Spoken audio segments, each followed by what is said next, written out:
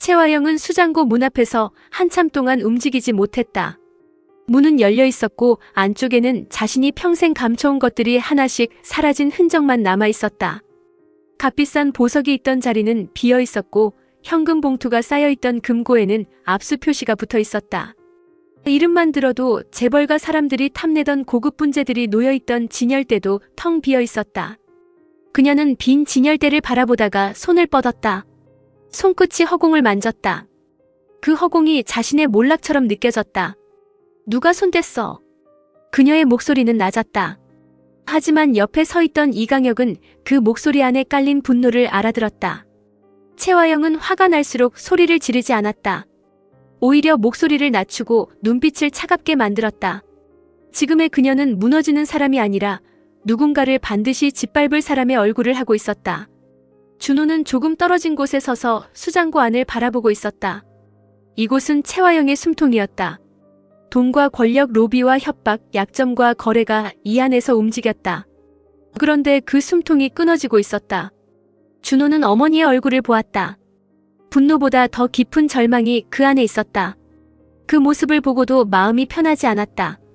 미워하고 싶었지만 완전히 미워할 수도 없었다.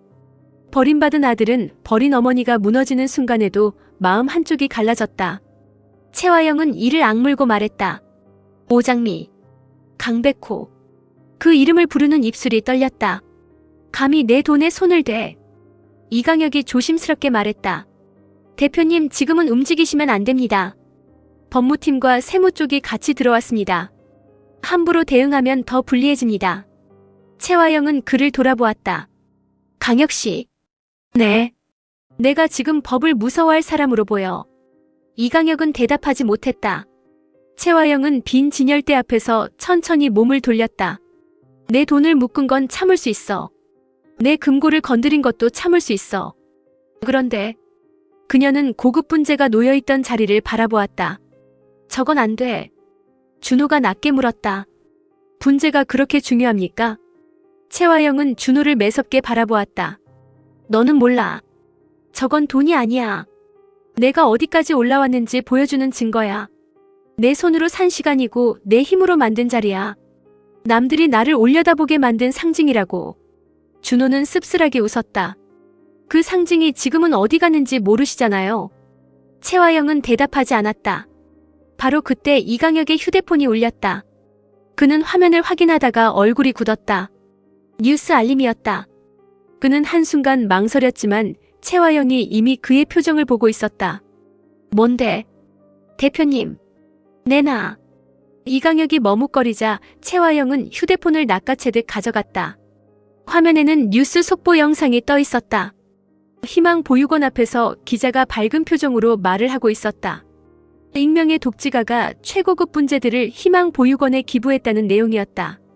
화면에는 분명히 그녀의 수장고에 있던 분재들이 보였다. 오래전 경매장에서 거액을 주고 사들인 소나무 분재, 해외에서 들여온 희귀난 자신이 회장실. 사람들에게 자랑하던 고가의 작품들까지 모두 보육원 마당에 놓여 있었다. 채화영은 휴대폰을 든 채 그대로 굳어버렸다. 뉴스 속 보육원 아이들이 분재 앞에서 웃고 있었다. 기자는 익명의 기부자가 아이들의 정서 교육과 보육원 환경 개선을 위해 기부했다고 말했다. 채화영은 그 문장을 듣는 순간 입술을 떨었다. 자신의 왕국을 장식하던 물건들이 고아원 마당에 놓여 있었다. 그것도 선행이라는 이름으로. 자신의 욕망을 상징하던 물건들이 누군가의 따뜻한 기부가 되어버렸다. 이게... 그녀는 말을 잇지 못했다. 손에서 휴대폰이 미끄러질 뻔했다. 준호가 재빨리 받아냈지만 채화영은 이미 중심을 잃고 의자에 주저앉았다. 그녀의 얼굴은 창백했다. 내 분재를. 이강혁은 그녀에게 다가가려다 멈췄다. 채화영은 울고 있었다. 하지만 그 눈물은 슬픔의 눈물이 아니었다. 자존심이 짓밟힌 사람의 눈물이었다. 평생 자신이 남의 것을 빼앗아 쌓아 올린 성이 누군가의 손에 의해 보육원 마당으로 옮겨진 것이다. 오장미. 채화영은 이를 갈며 이름을 불렀다. 내가 너를 그냥 뒀어야 했는데. 구치소에서 나오게 둔 게 실수였어. 준호는 휴대폰 화면 속 아이들의 얼굴을 바라보다가 천천히 말했다. 보육원에 갔네요. 채화영이 고개를 들었다. 뭐? 어머니가 버린 아이들이 사는 곳에요. 채화영의 눈빛이 흔들렸다. 준호는 그녀를 바라보았다. 참 묘하네요. 어머니가 평생 쌓은 것들이 결국 보육원으로 돌아갔다는 게. 채화영은 자리에서 일어나 그의 뺨을 때리려 했다. 하지만 손은 공중에서 멈췄다. 준호가 피하지 않았기 때문이다. 그는 그냥 그녀를 바라보고 있었다. 그 눈빛에는 더 이상 겁먹은 아들이 없었다. 때리세요. 그게 편하시면. 채화영의 손이 떨렸다. 그녀는 결국 손을 내렸다. 너까지 나를 조롱해. 조롱이 아니라 사실을 말한 겁니다. 준호는 휴대폰을 내려놓았다. 어머니가 제일 싫어하는 방식으로 당하셨네요. 뺏긴 걸 남들이 선행이라고 박수치는 방식. 채화영은 입술을 깨물었다. 이강혁은 두 사람 사이에 끼어들지 못했다. 그는 알았다. 이제 준호는 채화영에게 가장 아픈 말을 하는 사람이 되어가고 있었다. 그 시각 장미는 백호와 함께 작은 사무실에서 뉴스를 보고 있었다. 화면 속 보육원 아이들이 분재 앞에서 웃고 있었다. 장미는 오랫동안 그 화면을 바라보다가 천천히 웃었다. 웃음은 밝지 않았다.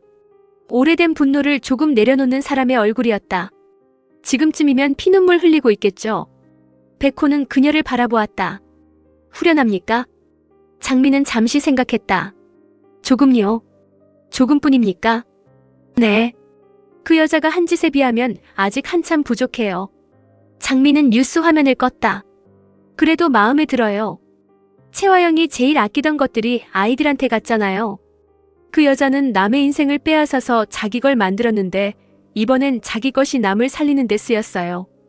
그게 제일 싫을 거예요. 백호는 고개를 끄덕였다. 주주총회 로비 자금도 상당 부분 묶였습니다. 하지만 아직 끝난 건 아닙니다. 장미는 책상 위에 놓인 파일을 집어들었다. 그래서 홍주를 불렀어요. 백호의 눈빛이 움직였다. 진홍주 씨요. 네. 그 사람 채화영 쪽에서 움직였지만 완전히 채화영 편은 아니에요. 자기 살 길도 같이 찾고 있었을 거예요. 백호는 장미를 바라보았다. 구치소에서 나온 뒤 장미는 더 단단해졌다.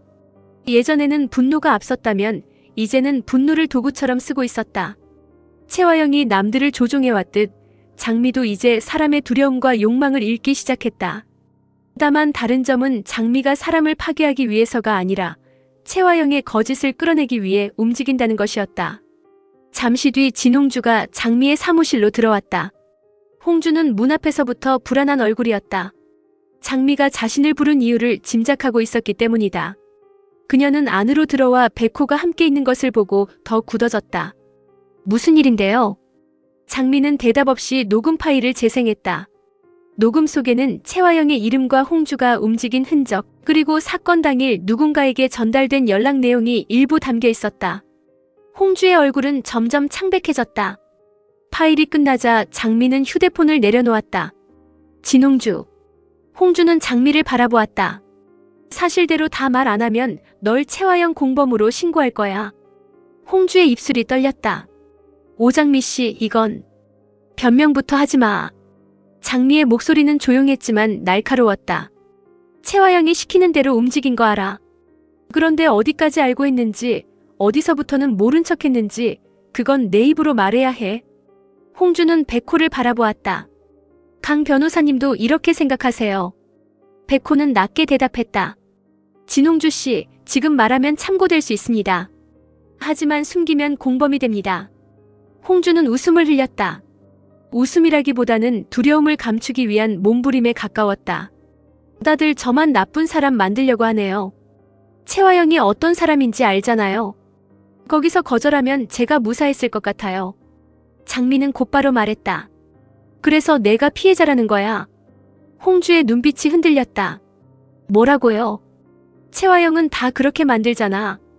자기 죄에 사람들을 끌어들여 놓고 나중에 걸리면 너희가 알아서 한 거라고 버려. 너도 그걸 알면서도 계속 따라간 거고. 홍주는 아무 말도 하지 못했다. 장미는 조금 더 가까이 다가왔다. 살고 싶으면 지금 선택해.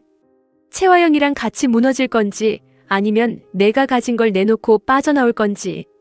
홍주는 손끝으로 가슴에 달린 브로치를 만졌다. 그 작은 행동을 백호가 놓치지 않았다. 장미도 알아차렸다. 그 브로치. 홍주는 천천히 고개를 숙였다. 보험이요. 장미는 눈을 가늘게 떴다. 홍주는 브로치를 손끝으로 눌렀다. 내가 채화영한테 보험을 들어놓기는 했어요. 여차하면 써먹으려고. 뭐가 들어있어? 홍주는 장미를 바라보았다. 녹음만 있는 줄 알았죠. 그녀는 브로치를 풀어 손바닥 위에 올렸다. 이 안에 카메라도 있어요. 채화영이 나를 부를 때마다 불안했거든요. 언젠가 나도 버릴 것 같아서. 백호의 눈빛이 달라졌다. 영상이 남아있습니까? 홍주는 천천히 고개를 끄덕였다. 일부요. 전부는 아니고요. 그래도 주주총회 로비 이야기, 장미씨 누명 씌우는 과정에서 누구를 움직였는지 몇 장면은 남아있을 거예요. 장미는 한참 동안 홍주를 바라보았다. 왜 이제 말해? 홍주의 눈가가 붉어졌다. 무서웠어요. 채화영도 무섭고 당신들도 무섭고. 그런데 오늘 뉴스 봤어요. 분재 뉴스. 홍주는 고개를 끄덕였다. 그 여자 얼굴이 상상이 되더라고요. 처음으로 채화영이 질 수도 있겠다는 생각이 들었어요. 장미는 브로치를 바라보다가 손을 내밀었다. 그럼 이제 내가 선택해. 그 보험으로 너만 살 건지 아니면 우리한테 넘기고 진짜 증인이 될 건지. 홍주는 브로치를 손에 쥔 채 한참 동안 망설였다. 그러다 천천히 장미의 손 위에 올려놓았다. 나도 더는 그 여자한테 끌려다니기 싫어요. 장미는 브로치를 받아들었다. 좋아. 지금부터는 거짓말 하나라도 하면 끝이야. 홍주는 고개를 끄덕였다. 그녀의 얼굴은 여전히 두려움에 질려 있었지만 조금은 숨을 쉬는 사람처럼 보였다. 오후 늦게 백호의 휴대폰에 모르는 번호가 떴다. 그는 화면을 보다가 장미를 바라보았다. 장미는 홍주의 영상 파일을 확인하던 중이었다. 모르는 번호예요. 받아봐요. 백호는 통화 버튼을 눌렀다. 강백호입니다. 수화기 너머에서는 잠시 아무 말도 없었다. 백호는 다시 물었다. 누구십니까? 한 남자의 목소리가 조심스럽게 들려왔다. 강백호 씨 맞습니까? 맞습니다. 누구시죠? 남자는 잠시 숨을 골랐다. 정숙혜 씨를 만나고 싶습니다. 백호의 눈빛이 굳었다. 장미가 고개를 들었다. 누구십니까? 남자의 목소리가 낮게 떨렸다. 마동석입니다. 백호는 아무 말도 하지 못했다. 장미는 백호의 표정을 보고 자리에서 일어났다. 백호는 스피커폰을 켰다. 다시 말씀해 주시겠습니까? 수화기 너머 남자는 분명하게 말했다. 마동석입니다. 정숙혜 씨를 꼭 만나야 합니다. 장미의 얼굴이 굳었다. 마동석. 채화영의 과거와 드림그룹의 모든 비극 한가운데 있었던 이름. 정숙희가 잃어버린 사랑과 채화영이 훔친 자리, 마서린과 오장미의 비극까지 이어지는 핵심 인물이었다. 백호는 낮게 물었다. 왜 지금입니까? 마동석은 쉽게 대답하지 못했다. 늦은 건 압니다. 늦었다는 말로 끝날 일이 아닙니다. 그래도 만나야 합니다. 내가 직접 해야 할 말이 있습니다. 정숙혜 씨가 은혜라는 것도 들었습니다. 장미의 눈빛이 흔들렸다. 마동석의 목소리가 떨렸다. 내가 너무 오래 도망쳤습니다. 백호는 장미를 바라보았다. 장미는 한참 동안 아무 말도 하지 못했다. 어머니에게 마동석은 어떤 이름일까? 원망일까? 그리움일까? 잊고 싶은 과거일까? 아니면 아직 끝나지 않은 상처일까? 장미는 조용히 말했다. 만나게 해요. 백호가 놀란 눈으로 그녀를 보았다. 장미 씨, 엄마가 선택해야 해요.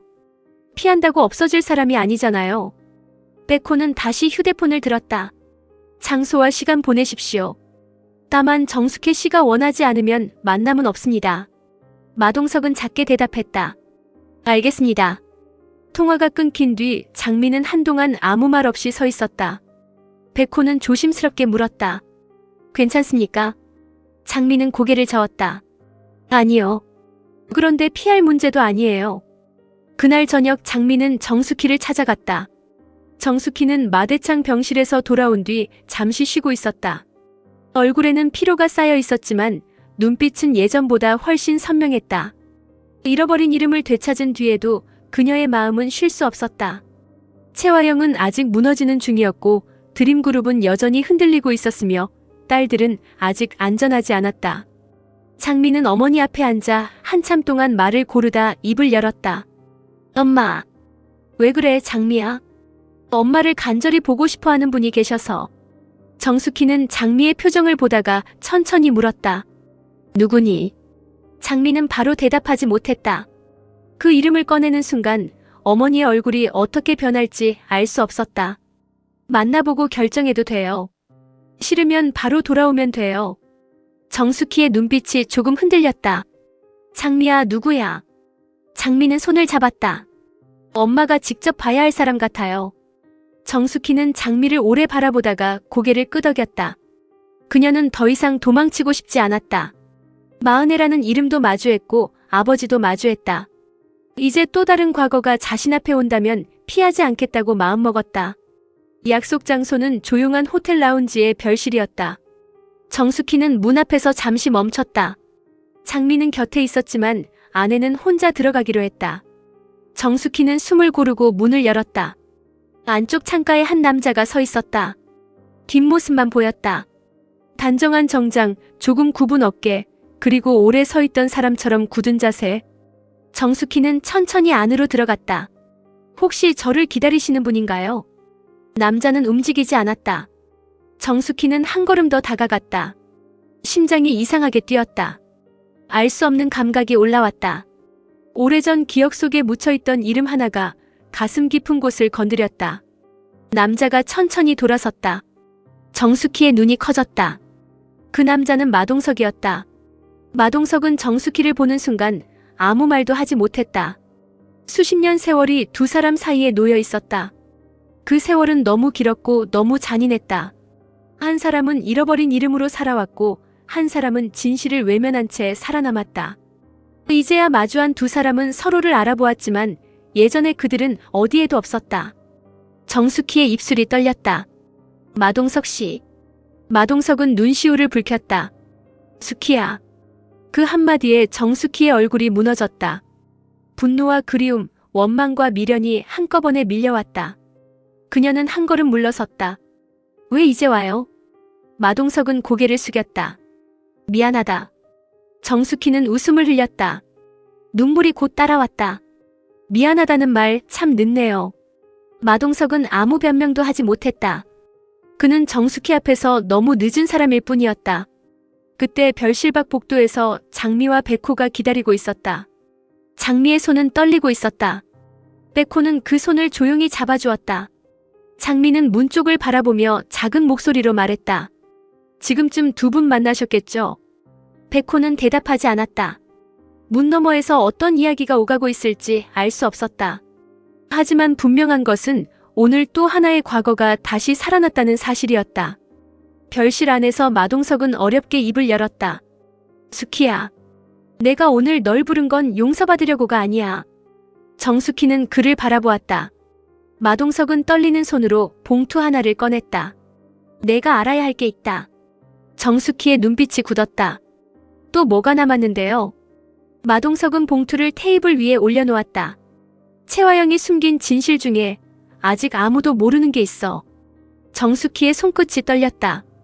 마동석은 차마 그녀를 똑바로 보지 못한 채 말했다. 마설인 죽음은 사고가 아니었어. 정숙희의 얼굴에서 핏기가 사라졌다.